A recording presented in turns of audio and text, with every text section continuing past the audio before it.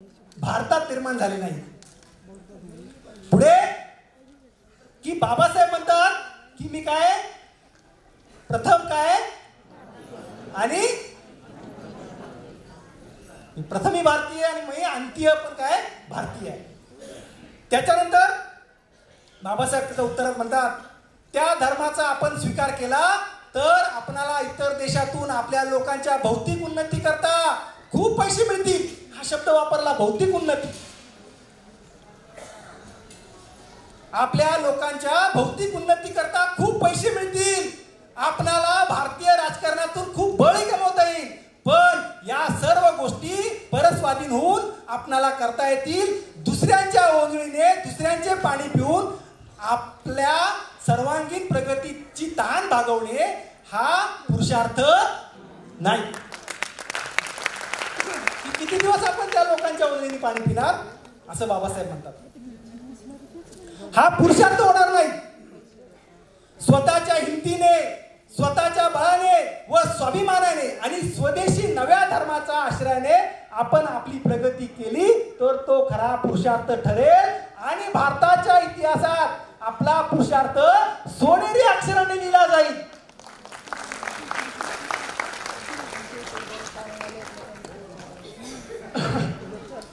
ख्रिस्ती अगर इस्लाम धर्माने आपली भारतीय संस्कृती काय होईल? नष्ट होईल.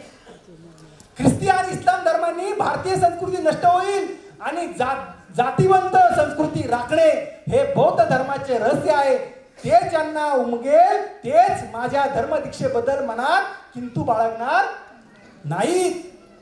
बौद्ध संस्कृतीचं पुनर्जीवन करणे व सर्व भारत बौद्धमय करणे हे माझे काय उद्दिष्ट आहे. अशा प्रकारचं उत्तर या सोनलाल शास्त्रीला बाबासाहेबांनी दिलं आणि या उत्तराचा अनुसरून आम्ही आजचा विषय चर्चेला घेतला. तर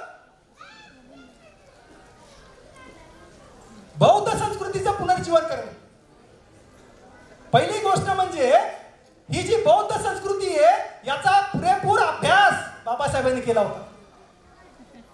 मंगेश सरांनी सांगितलं की कशा प्रकारे बाबासाहेब, एकदा एक घटना बाबासाहेबांच्या जीवनातली आहे. रमाईचा काहीतरी त्या पंढरपूरला जाण्याचा एक अट्टास होता. तेव्हा बाबासाहेब रमाईला म्हणतात की रमाबाई काय रामू म्हणायचे, रामू मी हा धर्म सोडणार आहे.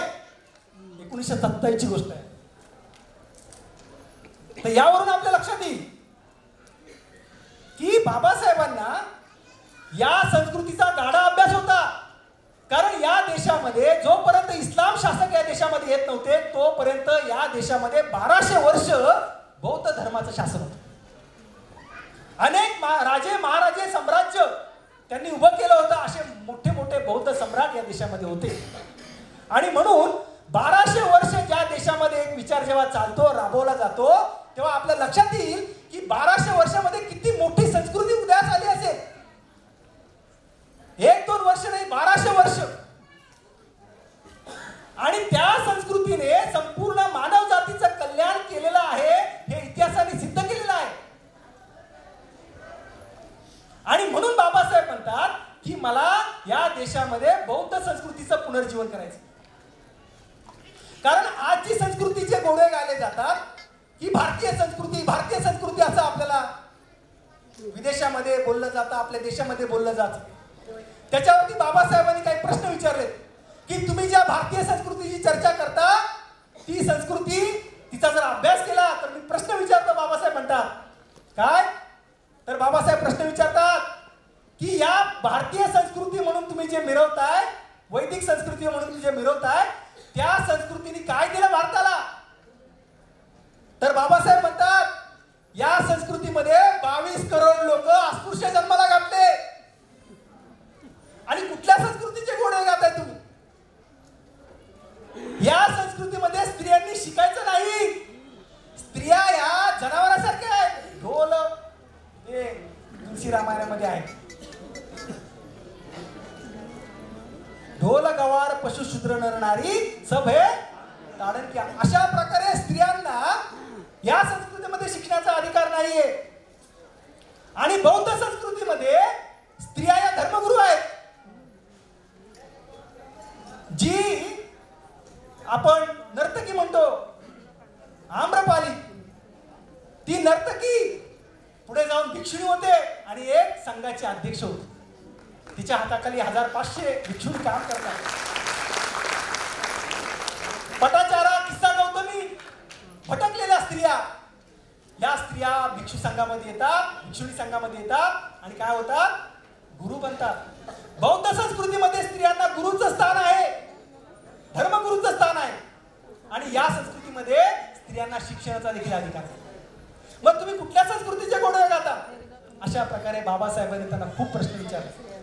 अशा जाती तुम्ही निर्माण केल्या, त्या जाती चोर जाती म्हणून इंग्रजांनी नमूद केलेल्या आहेत. ही जात काय चोर आहे, जातीचा उल्लेख करत नाही. आणि मग तुम्ही कुठल्या संस्कृतीचे गोडवे गाता? आणि म्हणून बाबासाहेब म्हणतात की या संस्कृतीमध्ये आपल्या देशाचं कल्याण नाहीये, या संस्कृतीमध्ये आपला देश प्रगती करू शकत नाहीये. या देशामध्ये 6000 जाती आहेत. या 6000 जातीचे लोक एकमेकांमध्ये द्वेषाच्या भावनेने, ईर्ष्याच्या भावनेने वागतात. अशा संस्कृतीमध्ये आपल्या देशाचं कल्याण कसं होईल? या संस्कृतीमध्ये आपल्या देशाचं कल्याण होणार नाही. ही घटना बाबासाहेब म्हणतात की म्हणून मला या देशामध्ये काय करायचंय, बौद्ध संस्कृतीचं पुनर्जीवन करायचंय. म्हणजे बौद्ध संस्कृतीचं पुनर्जीवन केवळ भारतीय लोकांना बौद्ध बनवण्यासाठी नाहीये. बौद्ध संस्कृतीचं पुनर्जीवन भारताच्या प्रगतीसाठीच ते पुनर्जीवन आहे. अशा प्रकारे बाबासाहेबांना ही बौद्ध संस्कृतीचं पुनर्जीवन करायचं आहे. प्रश्न आपल्या पुढे आहे की काय आपल्या स्त्रियांना, आपल्या पुरुषांना, आपल्या विद्यार्थ्यांना, आपल्या तरुणांना, आपल्या विद्वानांना बौद्ध संस्कृती माहीत आहे का? विचारा प्रश्न.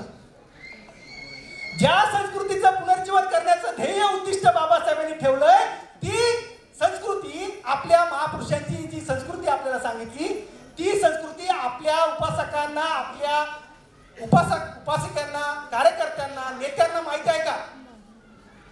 आणि ती माहित नसल्यामुळे आपले लोक दुसऱ्या संस्कृतीमध्ये नांदतात. बौद्ध संस्कृती 1200 वर्ष असणारी संस्कृती, ज्याचा पुनर्जीवन करण्याचं बाबासाहेब म्हणतात, ती संस्कृती आपल्या लोकांना बिलकुल माहित नाही आणि ती दिसतही नाहीये. आणि म्हणून हा चर्चेला विषय घेतलाय की बौद्ध संस्कृतीचा परिचय या माध्यमातून, या संमेलनाच्या माध्यमातून व्हावा बौद्ध लोकांना. की काय करायचं बौद्ध लोकांनी. बाकी सगळ्या धर्मांमध्ये जर पाहिलं तर त्या धर्मांचे लोक काय करतात, आपापली संस्कृतीचं पालन करतात. परंतु बौद्धांना आपली संस्कृती माहित नाही. आणि ज्या बाबासाहेबांनी सांगितलं की मला बौद्ध संस्कृतीचं पुनर्जीवन करायचंय, ती संस्कृती जर आपल्याला माहित नसेल तर तिचं पुनर्जीवन कसं करणार? आणि म्हणून या संमेलनाच्या माध्यमातून आपण ही बौद्ध संस्कृती समजून घेणं आवश्यक आहे. या संस्कृतीचा उद्देश भारताची प्रगती करणं आहे. या संस्कृतीचा, या बौद्ध संस्कृतीचा हेतू, तिचं पुनर्जीवन करण्याचा हेतू आपल्या मनामध्ये प्रसन्नता निर्माण करणं आहे. तुम्हाला आश्चर्य वाटेल, तुम्ही जेव्हा बसता चार चौकामध्ये आणि तिथे एखादा ब्राह्मण असू द्या, तो पहिले सांगतो मी ब्राह्मण आहे. आपला माणूस कधीच बोलत नाही. एखादा चांभार असेल, मातंग असेल, कुणबी तेली माळी साली असेल, तो कधी सांगणार नाही मी कुणबी आहे, बोलतो कसा. पण तो ब्राह्मण असेल तो म्हणणार मी कोण आहे, ब्राह्मण.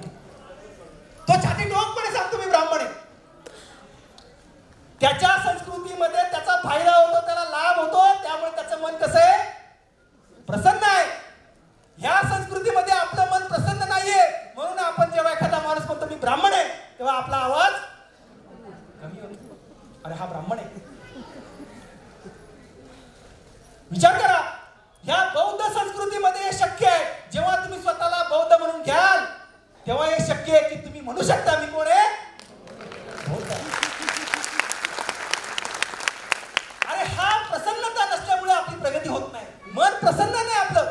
आपण छाती ठोकपणे बोलू शकत नाही. कुठला माता चांभार बोलू शकत नाही मी चांभार आहे असं बोलता येतं त्याला, कधीच बोलता येणार नाही त्याला. या संस्कृतीमध्ये त्याचं मन प्रसन्न होऊ शकत नाही. आणि ज्याचं मन प्रसन्न नसते त्याची प्रगती होत नसते.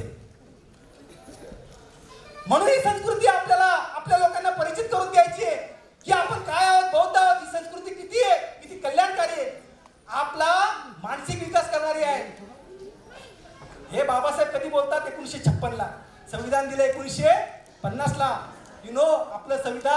हे कसं आहे, सेक्युलर आहे. We adopt the secularism. आणि हे संविधान सेक्युलर आहे, धर्मनिरपेक्ष राज्य आहे. भारतीय संविधान काय, धर्मनिरपेक्ष राज्य आहे. हे असं असताना देखील बाबासाहेब म्हणतात मला या देशामध्ये बौद्ध संस्कृतीचं पुनर्जीवन करायचंय आणि सारा भारत का करतात. त्याला कारण हे बाबासाहेबांना आपल्या देशातल्या लोकांचं दुःख बघवत नाही. त्यांनी हे सहन केलं. ऑफिसर म्हणून बाबासाहेब आले, जेव्हा चपराशाने त्यांच्या अंगावर फाईल फेकली तेव्हा त्यांना रिअलाइज झालं, अरे बापरे, मला वाटत होतं मी कपडे घालतोय मस्त, आता शिकून आलंय, माझं काय आता कोणी वाकडा करणार नाही. अरे हा शिपाई 2 कवडीचा, हा मला माझ्या जवळ येत नाही, माझी काय माझ्या अंगावर फाईल फेकतो. तेव्हा त्यांच्या लक्षात आलं का मुद्दा कपड्यांचा नाहीये, हा मुद्दा कुठला आहे, मानसिक गुलामीचा आहे. आणि ही गुलामी नष्ट करण्यासाठी आपल्याला ही संस्कृती आपल्याला समजून घेतली पाहिजे. आणि म्हणून ही संस्कृती कशी अंमलात आणायची, काय पावलं उचलायची आपण ही संस्कृती प्रस्थापित करण्यासाठी, यावर आपण चर्चा करू. या संस्कृतीचं पहिलं लक्षण आहे, या संस्कृतीमध्ये विद्वान निर्माण होतात. काय होतात, विद्वान. बौद्ध लोक कोण असतात, विद्वान असतात. ते अंधश्रद्धा मानत